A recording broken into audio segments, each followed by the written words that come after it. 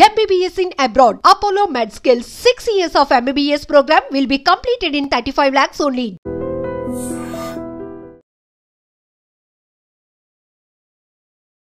అందరికీ నమస్కారం. Welcome back to iDream media. నేను మీ ఝాన్సీ.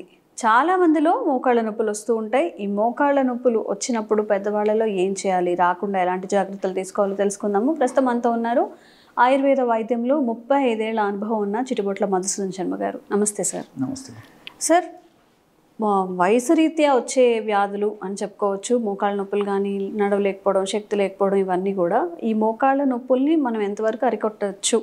ఆయుర్వేదంలో ఎలాంటి మెడిసిన్స్ అయినా ఉన్నాయా దీనికోసం? ఉన్నాయమ్మా, ఆయుర్వేదంలో ఉన్నాయమ్మా. ఆయుర్వేద వైద్య విధానంలో అంతర్భాగమైనటువంటి గృహ వైద్య విధానాలు ఉన్నాయి, జానపద వైద్య విధానాలు ఉన్నాయి, తర్వాత ఈ పల్లెల్లో చేసేటువంటి వైద్య విధానాలు ఉన్నాయమ్మా. చాలా వైద్యాలు ఉన్నాయమ్మా వీటికి సంబంధించి. సో ఈ మోకాళ్ళ నొప్పుల సమస్య కామన్ ప్రాబ్లం అయిపోయింది. ఏ విధంగా అయితే ఈ షుగర్లు, బీపీలు, ఈ హార్మోనల్ ఇంబ్యాలెన్స్ సమస్య ఏందో వాటికి తోడు నేను కూడా ఉన్నానంటూ మోకాళ్ళ నొప్పుల సమస్య కూడా ఎక్కువ మందిలో కలుగుతూ ఉందమ్మా. దీనికి కారణాలు అనేకం. సో ఈ మోకాళ్ళ నొప్పుల సమస్యకి చాలా మందికి ఏమిటంటే అవగాహన లేకపోవడం చేత విచ్చలవిడిగా, విచక్షణ రహితంగా మరి షాపుల్లోకి వెళ్ళేసేసి ఆ నొప్పులు తగ్గేదానికి వస్తుందని చెప్పేసి టాబ్లెట్స్ తెచ్చుకుని డాక్టర్స్ కూడా వద్దంటారమ్మా. కానీ మన వాళ్ళకి ఏంటంటే ఇమ్మీడియట్ రిలీఫ్ కావాలి. డాక్టర్స్ కూడా తప్పని పరిస్థితుల్లో కొన్నాళ్ళు వాడేసి ఆపేసి కొన్ని జాగ్రత్తలు తీసుకోమని చెప్తారు, కానీ లైఫ్ లాంగ్ దీర్ఘకాలం వాడమని చెప్పరమ్మా. సో తప్పని పరిస్థితులు అయితే ఏదో మరి గత్యంతరమైన పరిస్థితుల్లో సింపుల్ మెడిసిన్స్ సలహా ఇస్తారు, కానీ మన వాళ్ళు ఏంటంటే ఏదో పప్రిమెంట్ లాగా తెచ్చుకోవడం, మింగడం, ఏదో ఆ రోజు గడిచిపోతుంది, సరిపోతుంది, కానీ రేపు భవిష్యత్తు గురించి ఆలోచన చేసేటువంటి వాళ్ళు చాలా తక్కువ అమ్మా. సో ఒక్కసారి ఆధునిక కృత్రిమ రసాయన ఔషధాలు, పెయిన్ కిల్లర్స్ ప్రభావం వల్ల దురదృష్టవశాత్తు అవయవాలు ఏదైనా డ్యామేజ్ అయిపోతే they are called irreversible damages. Okay, అంటే అవయవం డ్యామేజ్ అయితే దాన్ని మళ్ళీ నార్మల్ స్టేజ్కి తేవడం కష్టం తల్లి. సో చాలా మందికి తెలియదు. కాబట్టి అంటే ఏదైనా తప్పని పరిస్థితుల్లో డాక్టర్ గారి సలహా మేరకు కొన్నాళ్ళ పాటు వాడుకోవడంలో తప్పలేదు, కానీ మరి వాళ్ళకే వాళ్ళు ఏదో ఇంటి పక్కన వాళ్ళు చెప్పినారనో, స్నేహితులు చెప్పినారనో, తెలిసిన వాళ్ళు చెప్పినారనో, ఏదో మెడికల్ షాప్లో అడుగు తెచ్చారని చెప్పి అట్లా చేయకూడదమ్మా. ఓకే, సరే సార్. కొంతమందికి ఏంటంటే ఎర్లీ ఏజెస్లో 35, 32 ఏజ్ కూడా చాలా ఎక్కువగా మోకాళ్ళ నొప్పులు అని చెప్పి, అంటే కొంత దూరం కూడా నడవలేకపోవడం, కుంటూ నడుస్తూ ఉంటారు కదా. ఇవి ఎందుకు వస్తాయి అంత ఎర్లీగా వాళ్ళకి? అది దీనికి పోషకాహార లోపం ఒక ప్రధాన కారణమా. రెండవది ఏంటంటే ఈ విటమిన్ డి లోపమ్మా. సో సర్వసాధారణంగా ఏమైతుందమ్మా, విటమిన్ డి మన బాడీలో లేకపోయేసరికి తీసుకున్నటువంటి ఆహార పదార్థాలు ఒకవేళ బాగున్నప్పటికీ కూడా, కాల్షియం ఆహారం తీసుకున్నప్పటికీ మన బాడీ కాల్షియం తీసుకోలేదమ్మా. చాలా మందిలో జరిగేది అది. సో అందుకే నేను ఇండైరెక్ట్గా పోషకాహార లోపం చెప్తున్నాను. పోషకాహారం తీసుకున్నప్పటికీ లోపం ఎందుకు అంటున్నా అంటే అది మనకు ఉపయోగపడకపోవడం చేత అది లోపం జరగడం వల్ల ఈ సమస్య వస్తుందని చెప్తున్నానమ్మా. సో డి విటమిన్ మనకు సూర్యభగవానుడు నేను ఉన్నాను, నన్ను సద్వినియోగం చేసుకోండి, నా ఆశీర్వాదం పొందండి అన్నప్పటికీ మనకేదో ఆ భాగ్యం కలగడం లేదమ్మా. చాలా మందిలో చిన్నపిల్లల నుంచి పెద్దల వరకు అట్లుంది.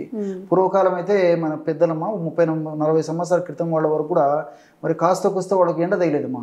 ఈ రోజుల్లో మరి చిన్నపిల్లల నుంచి ఏసీ, ఇంట్లో ఏసీ, ఆఫీసుల్లో ఏసీ, స్కూల్స్లో ఏసీ, వెహికల్స్లో ఏసీ దాటి మనం బయట ఉండేటువంటి పరిస్థితి ఏర్పడిందమ్మా. దీనివల్ల డి విటమిన్ లోపం వస్తుంది, అదొక కారణము. రెండోది ఏమంటే ఈ fast foods, junk foods, bakery foods ఇలాంటివి ఎక్కువ తీసుకోవడం కారణము.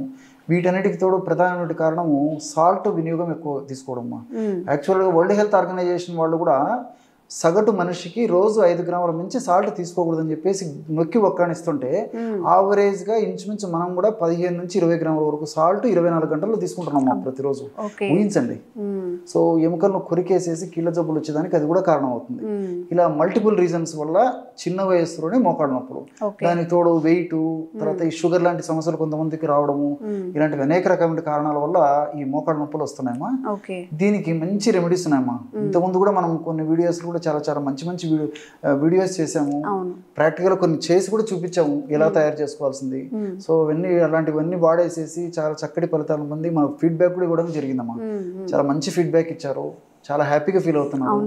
సో అలాంటిదే మళ్ళీ ఇప్పుడు చెప్తానమ్మా. ఇవి కూడా చాలా చౌకగా దొరుకుతుంది, చీప్లో అంటే మెడిసిన్ దొరుకుతుంది, ఐటమ్స్ తక్కువ, ఈజీగా తయారు చేసుకోవచ్చు, ఈజీగా వాడుకోవచ్చు, రిజల్ట్ కూడా ఈజీగా వస్తుందమ్మా. ఎలాగంటే వావిలాకు పొడి అని చెప్పేసి దొరుకుతుందమ్మా. వావిలాకు పొడి. పల్లెల్లో అయితే వాయిలాకు అంటారు. అంటే వాతాన్ని తగ్గించేది. వాయి అంటే వాతం అని, అంటే పెయిన్ అని చెప్పేసి వాళ్ళ భాషలో. పెయిన్ తగ్గించేటువంటి వాటిలో అత్యద్భుతమైనటువంటి ఔషధ గుణాలు వావిలాకు ఉన్నాయమ్మా. సో వాయిలాకు పొడి అంటారు. కొంచెం చదువుకున్న వాళ్ళైతే వావిలాకు పొడి అంటారు. మరి కొంచెము సంస్కృత పరిజ్ఞానం ఉన్నటువంటి వాళ్ళైతే నిర్గుండి చూర్ణం ఉంటారు. అందరికీ తెలియకపోయినా వావిలాకు అంటే సరిపోతుంది. సంస్కృతం పేరు నిర్గుండి. నిర్గుండి అంటే వావిలి. కాబట్టి వావిలాకు చూర్ణం మనకు మార్కెట్లో దొరుకుతుంది. సో ఒక 50 గ్రామ్స్ వావిలాకు చూర్ణం తీసుకోవాలి. అదేవిధంగా శొంఠి పొడి ఒక 5 గ్రాములు, మిరియాల పొడి ఒక 5 గ్రాములు, బెల్లం ఒక 50 గ్రాములు. అన్ని తెలిసినవి తల్లి, దీంట్లో కొత్తవి ఏం లేదు. ఏదో ఇవి రోజుల తరబడి తయారు చేసుకున్న పరిస్థితి లేదు. జస్ట్ మనకు అవగాహన ఉంటే చాలమ్మా, ఈజీగా తయారు చేసుకోవచ్చు. సో వావిలా ఫస్ట్ ఏం చేయాలంటే బెల్లాన్ని దంచేసేయాలమ్మా. 50 గ్రాములు బెల్లం తీసుకొని రోట్లో కానీ లేకపోతే ఏదైనా పొడిలాగా చేసుకుని, ఇప్పుడు బెల్లం పొడి కూడా దొరుకుతుంది, మనసుంటే మార్గం ఉంది. సో బెల్లం పొడి దొరుకుతుందమ్మా, ఇంకా ఈజీ.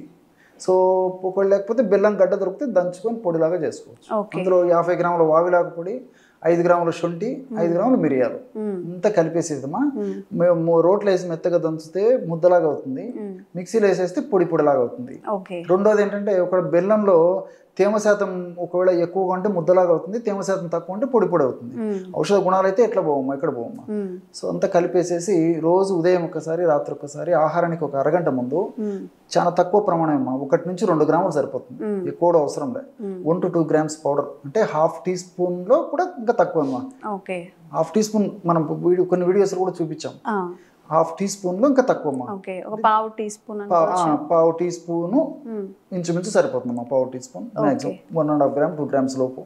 సో అంత పౌడర్ తీసుకొని తేనె తీసుకోవచ్చు, వాటర్లో కలిపి తీసుకోవచ్చు, లేకపోతే ఒక 50 ml మిల్క్లో కలిపి తీసుకోవచ్చు. సో ఎలా తీసుకున్నప్పటికీ ఆ మోకాళ్ళ నొప్పుల సమస్య తగ్గిపోతుంది. చిన్న వయసు వాళ్ళకు మోకాళ్ళ నొప్పులు తగ్గుతాయి, వాళ్ళకు ఉంటాయి. పెద్ద వయసు ఉన్నటువంటి వాళ్ళు కూడా మోకాళ్ళ నొప్పులు తగ్గుతాయమ్మా. ఇంకోటి ఏంటంటే ఆధునికంగా కూడా శాస్త్రీయంగా కూడా ఈ వాగులాకు మీద రీసెర్చ్ జరిగిందమ్మా. ఫ్రిడిలిన్ అని చెప్పేసి ఒక కెమికల్ ఉందంట ఇందులో. ఇది అనాల్జిసిక్ అంటే నొప్పిని తగ్గించేటువంటిది. ఈ ఫ్రిడిలిన్ అనేటువంటి పదార్థం వాయువులో ఉండడం చేత నొప్పిని తగ్గించేటువంటి గుణము, ఆ ఇన్ఫ్లమేషన్ తగ్గించేటువంటి గుణం ఉన్నట్లు రీసెర్చ్ కూడా ప్రూవ్ అయిందమ్మా. దీంతో పాటు లిగ్నాన్స్, గ్లైకోసైడ్స్ ఇలాంటివి అనేక రకాలైన రసాయన పదార్థాలు ప్రత్యక్షంగా పరోక్షంగా ఈ మోకాళ్ళ నొప్పులు తగ్గేందుకు చాలా చక్కగా ఉపయోగపడతాయి. కాబట్టి దీర్ఘకాలంగా వాడినప్పటికీ అన్ని సైడ్ బెనిఫిట్స్ ఉంటాయి, ఎలాంటి సైడ్ ఎఫెక్ట్స్ ఉండవమ్మా దీనివల్ల. సో ఒక షుగర్ వ్యాధిగ్రస్తులు, వెయిట్ ఎక్కువ ఉన్నటువంటి వాళ్ళు మాత్రం ఈ బెల్లాన్ని మినహాయించి మిగతా పదార్థాలతో కలిపి ఔషధం తయారు చేసుకుని వాడుకోవచ్చమ్మా.